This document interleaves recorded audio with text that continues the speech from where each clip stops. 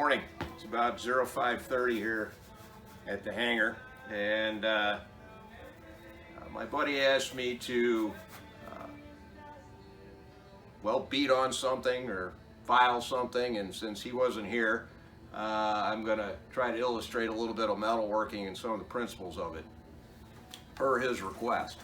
So I was going over this fender for about the 80th time, and I found a spot here on the front of it that I didn't like. So what happens when there's damage? In this case, this fender was hit in the front here with something. So it causes damage obviously to the front, which creates a low along the nose here, but it also is going to push a ridge of metal someplace else. And in this case, it's the area that right along this line, it was a high.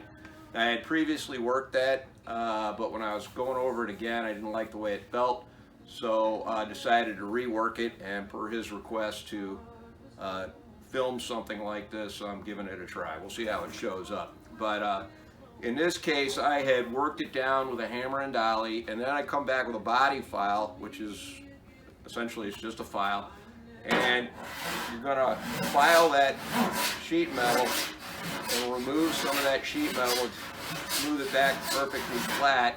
You got to keep your file flat, and that's about where it's at right now.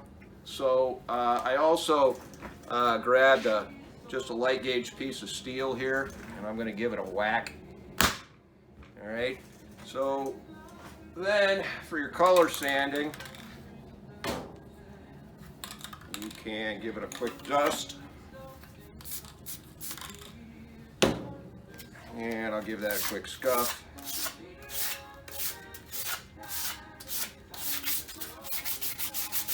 All right, and this is then how those dents look.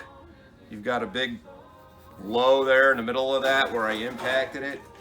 So the way to do this, or the way I do this anyway, is, again, depending on how bad the dent is, I'll heat that center point of that dent.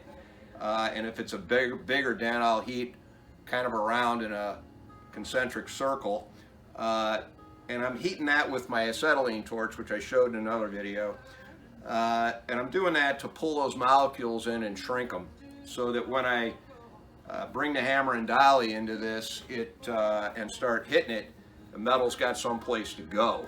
If you try to push that metal back up without shrinking it in some way, you're fighting a losing battle, because it just doesn't have anywhere to go. So you get your block, which this is just a standing block or whatever for your illustration, and then you're going to drive that point back up. And there's all kinds of different hammers. The more you get, the better off you are, depending on what kind of dent you're working. And then what also can happen, which is what I was talking about here, is it creates a ring around here, or a partial ring around here, depending on how the impact point was, whether it was straight or an angle or whatever. Like if you threw a rock in a pond, a calm pond, you're going to get that rings that come out. Well, you're not going to get multiple rings, or unlikely to here, but you're going to get a ring out here someplace, and that's going to be a high point. And you're going to need to work that high point down and essentially try to push that metal that got shoved out there where that high is back where it belongs, in this case in the center of the dent. So you can strike at an angle on your panel, trying to move that metal back towards the direction you want. So per his request, there you go. I don't know how it showed up, but we'll see.